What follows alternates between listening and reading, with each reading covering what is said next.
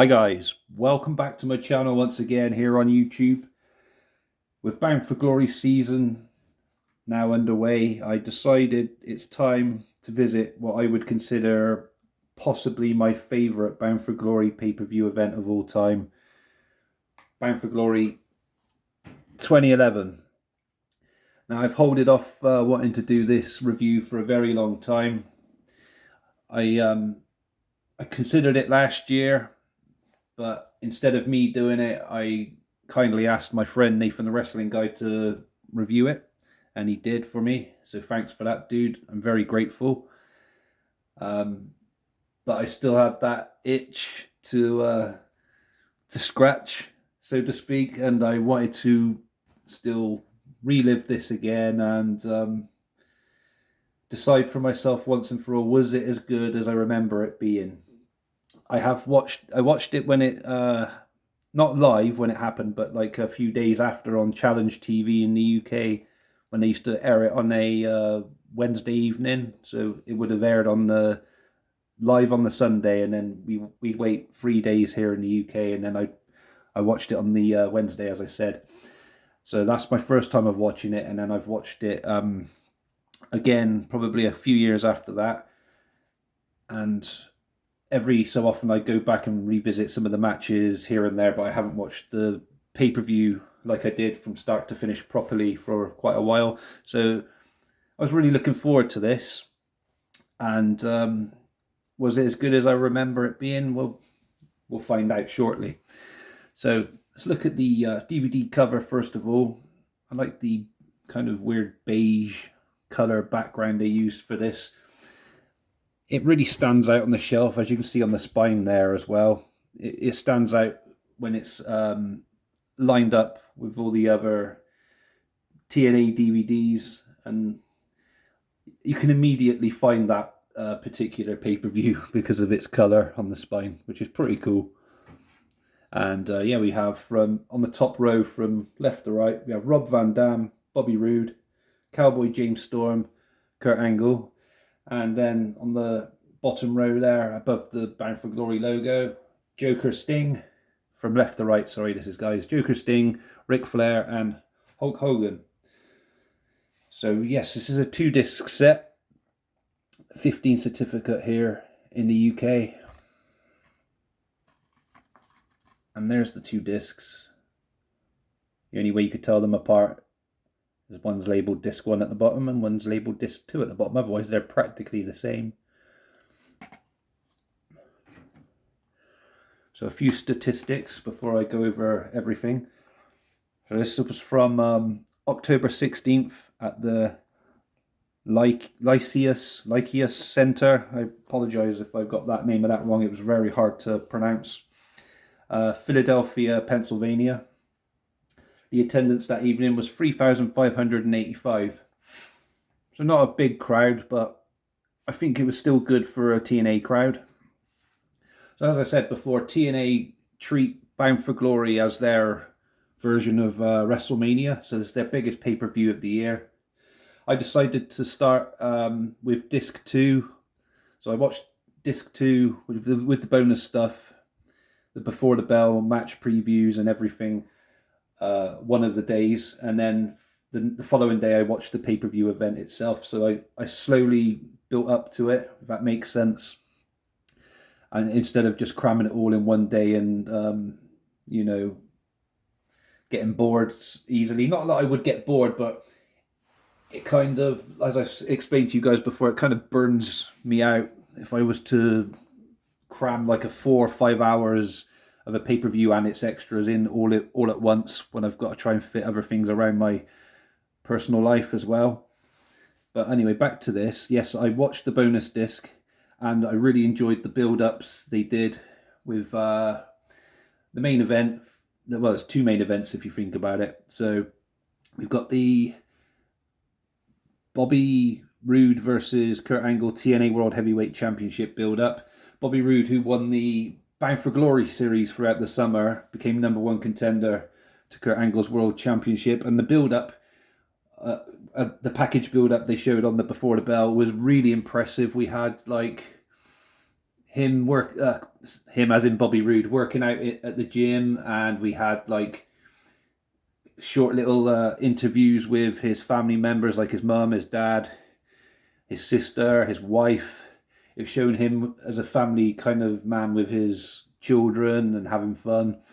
And then obviously, as I said, back and forth his training, like running up and down steps and at the gym working out, and he's saying how much he deserves this and he's worked hard for it, and he's studying Kurt Angle's matches, and it shows like a clip of him watching some of Kurt Angle's matches so he could be prepared for this. And I thought the build-up was absolutely fantastic, and it was as good as I remember it being throughout the summer stroke autumn of 2011. Every week on Impact we would see like those kind of video packages as well, and that was really cool. But yeah, watching this one back for that, it was amazing. I really got myself in the mood to want to watch this, and it was as good as I remember the Before the Bell videos being. And then we also had Before the Bell videos for Crimson and his match against Samoa Joe and Matt Morgan. Crimson, who was on an undefeated streak as well, he was impressing me. I'll talk more about those guys later when we get to their match. Also, on the Before the Bell, we had the Joker Sting and Hulk Hogan match build-up and all the story behind that. How Hogan, who was in charge pretty much and running shit in TNA, and it is quite similar to the NWO and WCW storyline with Sting and the NWO back then. It kind of felt like that anyway, but it was more of a modern day one back then. Instead of having the Crow Sting, we had Joker Sting trying to take down Immortal instead of NWO for control of the company to try and get it back to Dixie Carter. And very good video packages for that as well. Funny, some of the moments are funny with that Before the Bell Joker, Sting and Hulk Hogan match build up. Sorry guys, I hope you guys don't mind me calling him Joker Sting. He pretty much was Joker Sting, but if you want me to refer to him as Sting, I'm ever so sorry. But yeah, back to this. So yeah, as I said, I went through all the bonus disc and really enjoyed that. And then I got on with my day, and then obviously went to bed, got up the next day, and then I put the pay-per-view itself on. So I had that break in between, and I was ready for it. And the bonus disc, though, guys, it really did get me in the mood for wanting to watch it, and I was really excited to get to the pay-per-view itself the following day. So the show kicked off with Brian Kendrick against Austin Aries for the X Division Championship. It was a good way to open up the show. The X Division Championship, very similar, I think, to the Cruiserweight Championship, and it kind of reminded me of how WCW used to open up their pay-per-views with a Cruiserweight style or Cruiserweight title match. So in this case, we had the X Division Championship on the line, as I said. Austin Aries, good wrestler, and Brian Kendrick was a good choice for him as an opponent. I think he was Brian Kendrick had this strange guru kind of gimmick thing going on at this time. He was dressed in these really strange baggy trousers and weird shit, but both of them put some impressive moves in the match. One particular spot that I really enjoyed was when Brian Kendrick and Austin Aries were at the top of a turnbuckle, and Kendrick hit sliced bread from the top turnbuckle. That looked really cool and very effective, but only Kendrick only managed to get a 2 count for that maneuver against Aries. Aries picking up the victory in the end, though.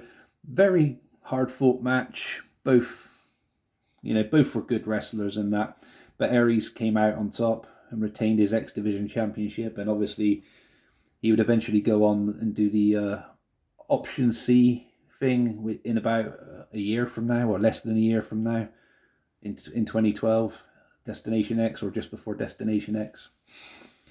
So we had, before Full Metal Mayhem, we had a backstage segment with Karen Angle her children, a few other children, and Tracy Brooks. So this was kind of a strange one because Tracy Brooks had her, like, most of her chest exposed, and Karen Angle criticised her about that, saying, you know, my son Cody's already confused enough as it is. Can you cover those things up? And I just thought, what the fuck? We just come out of a really good opening match, and then, you know what I mean, they're talking kind of about sexual shit and that. But yeah, it's a bit of a strange one. I think Karen Angle's trying to let Tracy know that she didn't want her also interfering in the women's four-way championship match later in the evening as well. She told her to stay backstage and stuff. And yeah, Karen Angle being in charge of the women's division, I beg your pardon, guys, the Knockouts division at this time. And yeah, that was a strange backstage segment, but anyway, not that there is anything wrong with Tracy Brooks, obviously. Moving on, Full Metal Mayhem match. Rob Van Dam versus Jerry Lynn, two former ECW wrestlers going at it, former friends, I guess, as well. And yeah, they put on one hell of a show, as you would expect. Lots of interesting uses of the ladder and the chairs as well. And you saw Rob Van Dam executing his Van Daminator and Van Terminator and stuff. Very good stuff. Really loved it. Very cool match. And RVD picking up the victory, and then shaking hands and celebrating afterwards with Jerry Lynn, which was a nice touching moment, I thought. We had Mr. Anderson against Bully Ray in a Falls Count Anywhere match. Both of these guys were kind of world title contenders, so it made sense for them to have like a little feud together, and then eventually have one of them probably go and challenge for the championship. But yeah, their match together, though, it was what you would expect in a Falls Count Anywhere match. So use of different weapons and stuff. Nothing out of the ordinary that I haven't already seen in other kind of matches of this type before. And I didn't know who I wanted to win either, because I'm a fan of both of them. And it was just good to see them both go at it, to be honest. And may the best man kind of win. And yeah, it was good. And the video package, before the bell one for their match as well, and the build up was really cool. I did enjoy that, watching that as well. Yeah, that was a good one. We had a triple threat match with Samoa Joe, Crimson, and Matt Morgan. So all three of those were in the Bound for Glory series throughout the summer. And the Bound for Glory series, guys, I don't know if I've said this to you before in the past, but because I love tournaments, and it's kind of like a tournament because you have to earn points for your wins, and your style of win would earn you a certain amount of points, whether it be by pinfall, submission, or DQ. I think pinfall earned you more points, if I remember correctly. And they ran this from 2010 to 2013, I do believe, the Bound for Glory series. And anyway, back to it. Crimson was leading the Bound for Glory series leaderboard with the most points around August kind of time, maybe September. And he was looking like he was going to face Kurt Angle, and that would have been really cool as well if that had happened. And yeah, undefeated Crimson, that is. And then Samoa Joe was like bottom of the leaderboard, bottom of the tables. And he took out his frustration on the leader, obviously Crimson at the time, the leader of the on the leaderboard, sorry, on the table, whatever you want to call it, and the points table, that is. And he injured his leg in storyline, obviously. And then he did the same to Matt Morgan as well, who was like a close second or third place or something crazy. And then we'd have like all these injuries now affecting the table, so to speak, the points table. So they moved to the bottom of that table, if that made sense. And that gave chance for Samoa Joe to try and catch up with some of the others, but that wasn't to be. And obviously Crimson and Matt Morgan were looking for some kind of revenge for that. And then going into this match, they done pretty well. I mean, all three of them are interesting wrestlers, and I really like the undefeated streaks wrestlers have. That always catches my attention, no matter what organization do it, whether it was WWF with Tatanka in the early 90s or WCW with Goldberg, AEW with Wardlow, and TNA have done it a few times with here with Crimson, obviously, and with EC3. It's always caught my attention. It's just something that interests me, because you've got to think of, when's that loss going to happen? How long can they keep going? Jade Cargill in AEW was another example as well, I was going to say, and probably Ryback in WWE, but we don't want to talk about him for whatever reason. But yeah, guys, good match. Crimson picking up the victory after pinning Samoa Joe, and eventually I do believe Crimson and Matt Morgan end up as a tag team together for a while, which was also good. We had an I Quit match between AJ Styles and Christopher Daniels. Now this one, I kind of went into thinking, am I going to enjoy this? Because there was a time, sorry guys, I didn't mean to knock the camera then. There was a time when I was put off of I Quit matches. I think it was because of the Miz against John Cena one I'd watched in recent months. And I just lost interest in I Quit matches, but I did used to like them before with Mankind against The Rock for the WWF Championship. I think that was Royal Rumble 99. So I did used to like them, but I've kind of gone off them at the moment. And this one didn't help either, because the kind of style that AJ Styles, funnily, they sound similar, same word pretty much, yeah. AJ Styles and Christopher Daniels' style of wrestling didn't seem to suit that of an I Quit match, if that makes any sense to you guys. And because of that reason, that was also another downfall for me, thinking, am I going to get any enjoyment out of this? Don't get me wrong, the Before the Bell thing they did for them, I think they did one for them, I'm pretty sure they did. Yeah, of course they did. Or it was a video package before the match. I remember something anyway. But yeah, it was good little build-up. And I just couldn't... Well, the match, it had a few good moments, but it just... Strange finish. And it just...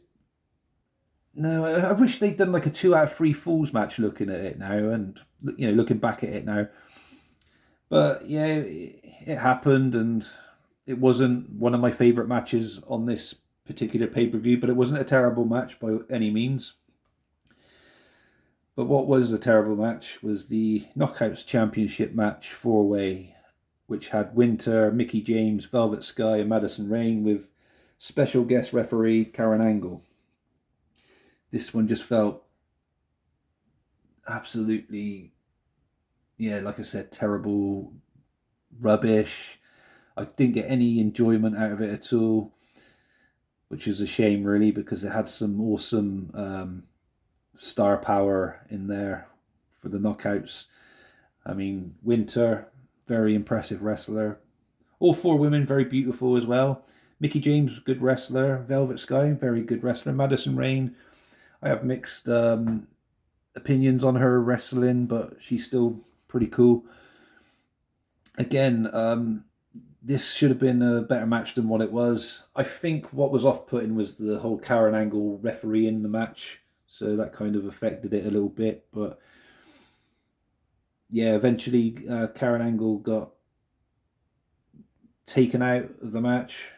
She didn't get knocked out. I think she had something spat in her face. And then that, that took her out of the match, as in, so she wasn't able to continue refereeing.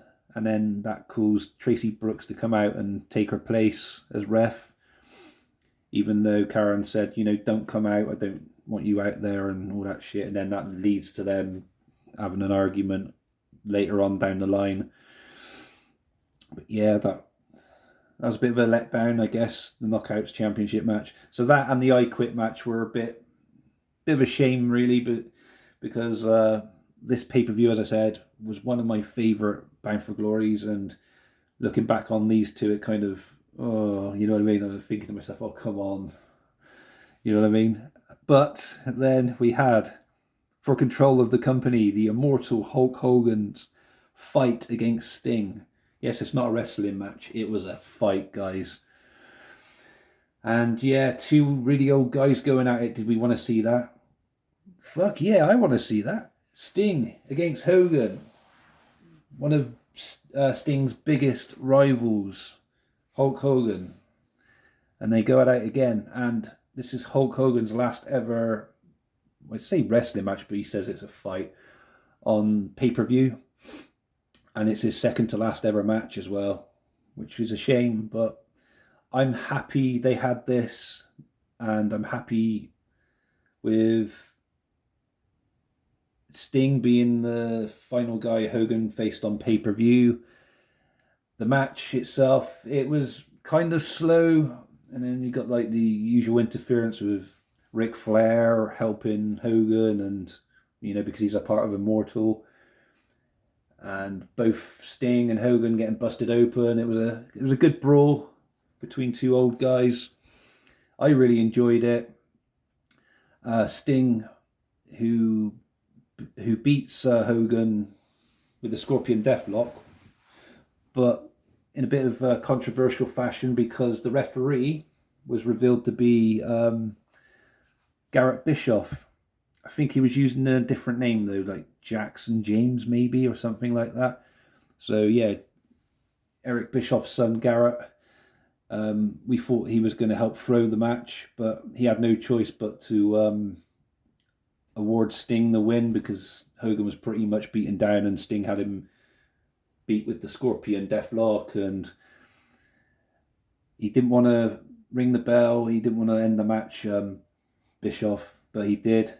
Bischoff's son, this is, sorry, Garrett. And then afterwards, Immortal members all come in the ring and started beating down Sting, and then they attacked Garrett Bischoff as well, beginning with Eric hitting his own son with a chair. Sting takes quite a beating while Hogan just watches, and Hogan pulls himself up in the corner, and Sting goes over to him and he says, help me, help me. And then this was, like, for me, this was a magical moment to add to the already awesomeness of the match itself, or fight itself, or whatever. And Hogan turns face, rips off his shirt, and attacks all of his Immortal buddies, helps the Stinger, and helps Bischoff's son. And it's just one hell of a moment, and I really enjoyed it. And then obviously Hogan and Sting hug and celebrate afterwards. And yeah, Sting also wins back control of the company for Dixie Carter as well, which I'll probably go into another time. What a moment though, and I'm so happy that TNA allowed this magical moment to happen. I know, don't mean to keep going on about it, guys. I know there's fans that don't like Sting out there, fans that don't like Hogan out there. But, it doesn't matter whatever wrestler we like. We enjoy this sport as well. Otherwise, we wouldn't watch it, would we? You guys wouldn't be watching this video now if you didn't find it interesting. And that was just a spectacular moment for me. And it really boosted my excitement again after two kind of mediocre matches before it. Like I said, no disrespect to Styles, Daniels, and the 4 knockouts. But those matches weren't very good, or as good as I wanted them to be, or remembered them to be. Yeah, wow, what a moment. Thank you, TNA. Then we had the main event for the TNA World Heavyweight Championship. This was also something else I was really looking forward to at the time, with the build-up and everything when it took place. And I was looking forward to reliving it again when I watched it back because of the video packages. Obviously, I know the outcome because I've seen it before, but looking back at it now, I didn't realise that Angle had won by using the rope as leverage. That was a bit of a shit finish to the match, and it should have been Bobby Roode's moment on this pay-per-view he should have won. But there were rumours going around, and what I read in magazines and stuff, and on the internet back this time, that Hulk Hogan didn't want his face turn kind of moment that he had when he helped Sting overshadowed by Bobby Roode winning the World Heavyweight Championship. And if this is true, that kind of pisses me off. And Hogan, why would you do that? That's kind of a dickish move. But there's like no proof of that. But that's just speculation or rumors or whatever. And if that was true, like I said, why take away Bobby Roode's moment just for that? Roode should have won on this night, definitely. He deserved it. The build-up, as I said, I know I keep repeating myself, guys, but if you watch the Before the Bell mini documentary, or whatever you want to call it, on the bonus disc, it is so good that you really want Bobby Roode to win this championship. He has worked hard for it. He deserves it. He deserved winning this match. He didn't win the match. The match itself, it was good. They were going for more of like submission-based moves throughout the match, which was making it a bit slower paced. But I didn't mind that because it seemed when Bobby Roode was watching the videos of Kurt Angle so he could study him, he was trying to beat him at his own game. Kurt Angle's own game being submission style or submission-based wrestling. But it didn't pay off, sadly. Well, it didn't anyway, straight away. And then obviously, what really frustrated me as well is they decided to put the championship on Roode not long after this, because he wins it from Cowboy James Storm, who wins it off of Kurt Angle, all in the space of a few weeks. Very confusing. And then they turn Roode heel. I think he was better as a face, especially with the build-up, as I said. But other than that, guys, it was amazing to have made myself wait so long and just separated the bonus disc for one day and the pay-per-view for the next. I made myself want to watch this very slowly. I took my time with it, and yes, the payoff was definitely worth it. Is it still my favourite Bound for Glory? At the moment it is, but obviously I'd like to revisit some of the other ones just to be sure. And it's going to be hard to top some of the moments and everything else throughout Bound for Glory 2011. My final score for this is a 9 out of 10. Like I said, the few matches that I didn't like upon watching it this time kind of let it down for me. The I Quit match and the Knockouts four-way, yeah, they were a bit of a letdown for me. And obviously, Bobby Roode not having his moment, which he definitely deserved. But the match itself was good. The build-up was good. I did enjoy, like I said, the Before the Bell documentaries. And then obviously, my favourite part of this pay-per-view, the Sting and Hogan fight. And the build-up to that as well. Awesome stuff. Good opening match as well, the X Division Championship. Yes, guys, 9 out of 10. Almost a 10 out of 10. I did think about giving it a 10 out of 10, but because, of those moments, that's why I didn't. I hope you guys enjoyed watching this today. Sorry for me repeating anything like a parrot. I have a habit of doing that. I'm ever so sorry. Give me a thumbs up if I deserve one. I enjoyed this ever so much, guys. Is this a pay-per-view like you like? Will you be watching this, or have you watched this recently? Let me know in the comments below. Subscribe, please, if you haven't done so already. It means a lot to me and it helps my channel. You all stay safe, and I might have another review for you in a few more days. So stay tuned for that, guys. Catch you again for the next one. Have a good one, guys. Thank you again.